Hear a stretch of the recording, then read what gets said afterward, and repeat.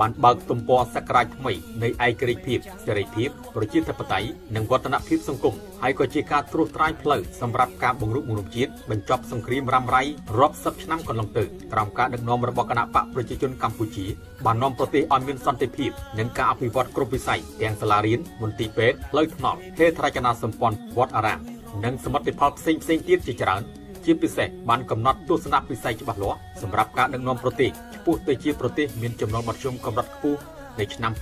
2030និងប្រទេសមានចំណូលខ្ពស់នៅឆ្នាំ2050 7 មករាវាតាទី2ប្រខំឲ្យគ្រប់ទីពីថ្ងៃ7មករាមកទល់នឹងពេលនេះគឺឃើញមានការខុសគ្នាច្រើន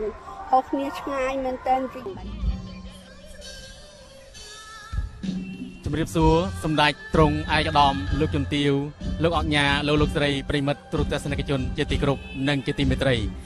នៅក្នុងឱកាសនេះស្ថានីយ៍វិទ្យុនិងទូរទស្សន៍អប្សរា AMS មានកិត្តិយសធ្វើការផ្សាយផ្ទាល់ពីអង្គមេតិញរំលឹកខួបអនុស្សាវរីយ៍លើកទី46នៃទិវាជ័យជំនះ7មករា7មករា1979 7មករា2025ដែលកំពុងតែប្រារព្ធធ្វើឡើងនៅក្នុងបរិយាកាសដ៏សប្បាយរីករាយនិងអធិកអធមនៅបរិវេណមជ្ឈមណ្ឌលនិងពិព័រណ៍សន្និបាត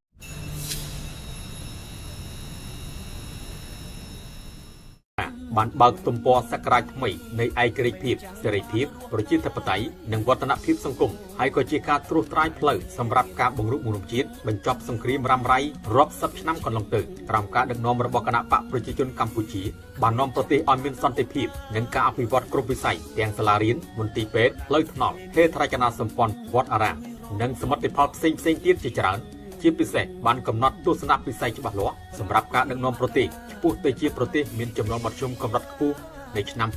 2030និងប្រទេសមានចំណូលខ្ពស់នៅឆ្នាំ2050 7 មករា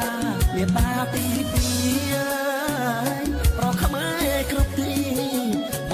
ពីថ្ងៃ7មករាមកទល់នឹងពេលនេះគឺឃើញមានការខុសគ្នាច្រើនខុសគ្នាឆ្ងាយមែនទែនវិញជំរាបសួរសម្ដេចទ្រង់ឯកឧត្តមលោកជំទាវលោកអញ្ញាលោកស្រីប្រិមិត្តទូរទស្សនិកជនជាទីគោរពនិងជាទីមេត្រីនៅក្នុងឱកាសនេះស្ថានីយ៍វិទ្យុនិងទូរទស្សន៍អប្សរា AMS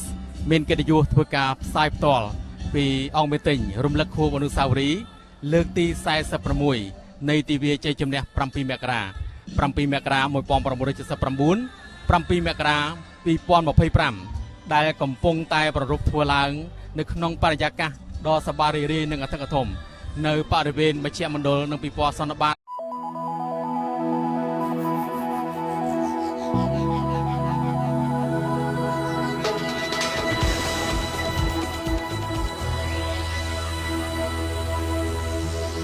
CTN TV របស់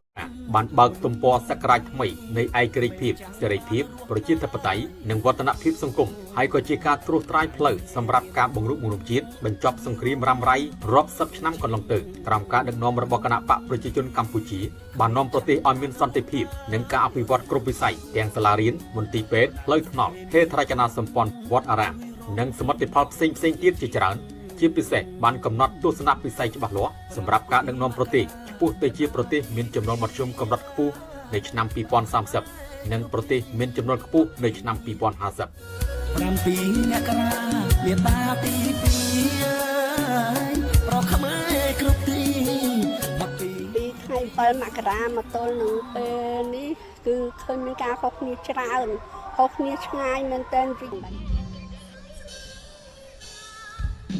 ជំរាបសួរសម្ដេចទ្រង់ឯកឧត្តមលោកជំទាវលោកអញ្ញាលោកស្រីប្រិមិត្តទូរទស្សនិកជនជាទីគោរពនិងជាទីមេត្រីនៅក្នុងឱកាសនេះស្ថានីយ៍វិទ្យុនិងទូរទស្សន៍អប្សរា AMS មានកិត្តិយសធ្វើការផ្សាយផ្ទាល់ពីអង្គមេតិញរំលឹកខួបអនុស្សាវរីយ៍លើកទី46នៃទិវាជ័យជំនះ7មករា7មករា1979 7 មករា2025ដែលកំពុងតែប្រារព្ធធ្វើឡើងនៅក្នុងបរិយាកាសដ៏សប្បាយរីករាយនិងអធិកអធមនៅបរិវេណមជ្ឈមណ្ឌលនិងពិព័រណ៍សន្និបាត